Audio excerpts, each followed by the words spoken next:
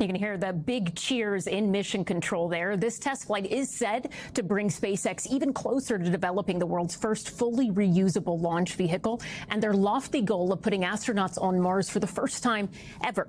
NBC's Priscilla Thompson is following the launch from Houston for us and joins us now. Priscilla, walk us through what you've seen and heard, or what we have seen and heard thus far, and what we're waiting to see next. Yeah, Ellison, really exciting stuff here. I've got the one eye on the live stream and one eye here as I'm talking to you. But just a few minutes ago, they announced that the rocket was re-entering Earth's atmosphere. So it appears that it's going to be coming down a little bit sooner than we expected. We were seeing, and I think you can still see there, some of the plasma field. And another thing that they noted as they were describing this rocket coming down is that there is thermal damage. And that is an important note because one of the missions here was to really push this rocket to its limit. So they had removed some of the protective heat shield tiles because they want to know what the impact is going to be on this uncrewed mission if any of those tiles are lost or, are destroyed in some way, what's going to happen so that when there is an actual crew on here, they understand what the impact will be if anything goes wrong. So we're about 50 minutes in. We should see that touchdown coming soon, but already we saw the successful launch with the super being able to dislodge from the rocket, successfully completing all of its goals for this mission, according to SpaceX, within the first 6 to 7 minutes and landing back into the Gulf of Mexico. But of course, that big moment is going to come when the rocket comes back down and lands. I should also note that during this mission, they did deploy a number of Starlinks. Those are those satellites that are used to provide internet in remote areas. So the mission here is almost complete. Ellison? When is the Starship expected to actually splash down, and what will that look like if all goes according to plan? Yeah, so it was expected to happen around 8:30 p.m. Eastern, 5:30 on the West Coast. They do appear to be a little bit of ahead of schedule, so I think we could see that happen just a little bit sooner. But if all goes as planned, we are going to see it, the rocket start to slow down. It's going to be controlled autonomously by the folks at SpaceX, and then we're actually going to see the rocket flip. That's going to be like the coolest part, and so that it's going to be coming down into the Indian Ocean, engines first. And as I mentioned, they are trying to test this rockets to its limits. As SpaceX said, they want to intentionally stress test vulnerable areas across the vehicle. So we're going to see them turning off some of those 33 engines to see what is the minimum possible number of engines that this rocket can still make it back safely. They also, as I just mentioned, remove some of those heat protective tiles to again see if these tiles aren't there in some of the areas that are receiving the highest heat, is this rocket still going to make it down? So they mentioned that the landing may look a little bit rocky, perhaps a little bit rockier than we're used to seeing. Is intentional because they want to see how this rocket will perform in the worst possible conditions. So how important is this launch for SpaceX, and specifically that goal of sending astronauts to the moon and Mars? Are some of these goals and timeline a little too lofty, or could they actually hit them? Yeah, huge. I'll get to the timelines in a second, but this is hugely important for the goal of the Artemis launch with NASA, hoping to send folks back to the moon, and obviously the big mission of eventually being able to send astronauts to Mars, because this is the rocket that is expected to take those astronauts. And so that's why this idea of stress testing today is going to be so important, because they want to know what are the worst possible conditions where they can still make sure that those astronauts make it back home.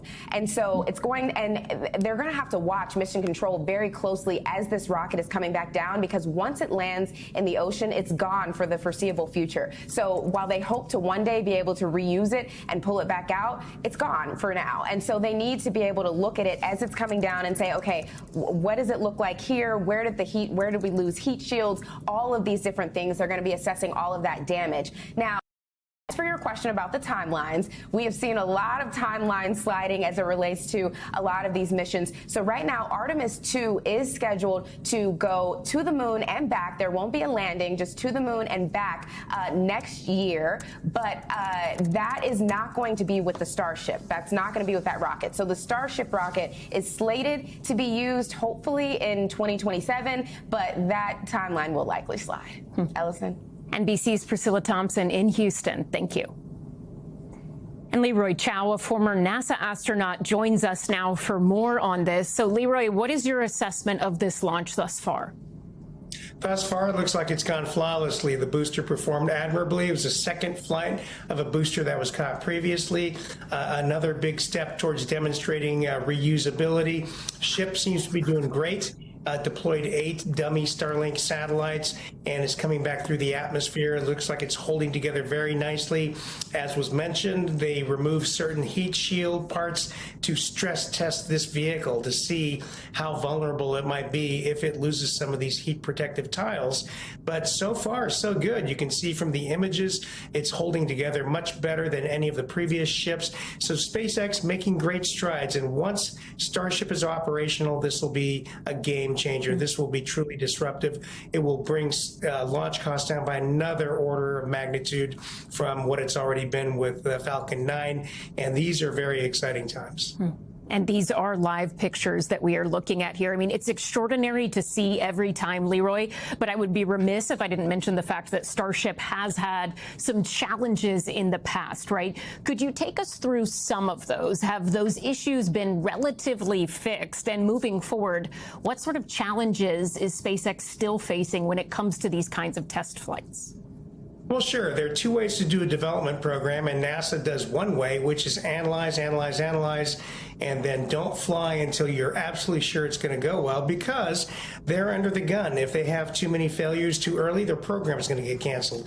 SpaceX, it's being funded by itself, by and large. And so, Elon Musk is going the other route, which is test hard, push aggressive, be aggressive. You're going to have failures, learn from those failures, fix them, and fly again as quickly as possible. Much more expensive way to do things, but much, much quicker. I mean, Starship has been in development only about a decade or so.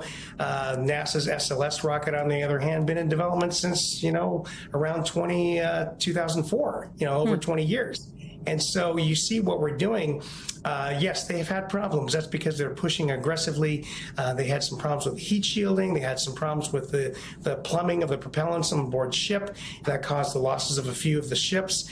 But now this flight, they seem to have got it all figured out. So they're going to move on to the next version of ship on the next flight, Flight 12. And I think, you'll see continued success. But they are doing an incredible job of development. And this mirrors the early days of NASA in the early 60s and mid 60s on, paving the way to go from nothing to moon landing in just under 11 years.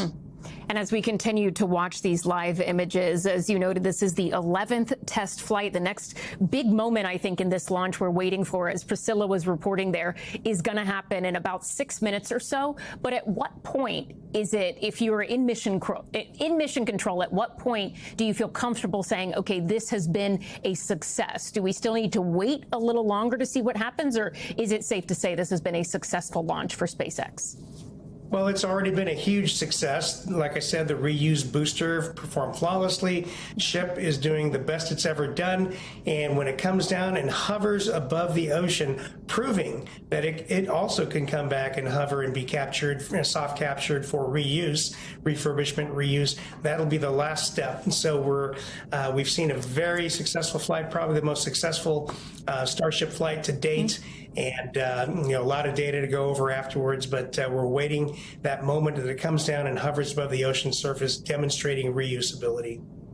All right. We will be keeping an eye on and off on this live feed as we move throughout this evening. Glad to see, though, or hear rather from you that you think this has gone well thus far. And we'll be looking forward to seeing what happens with that 12th test flight. Leroy Chiao, thank you so much. We appreciate your time. We thank you for watching, and remember, stay updated on breaking news and top stories on the NBC News app or watch live on our YouTube channel.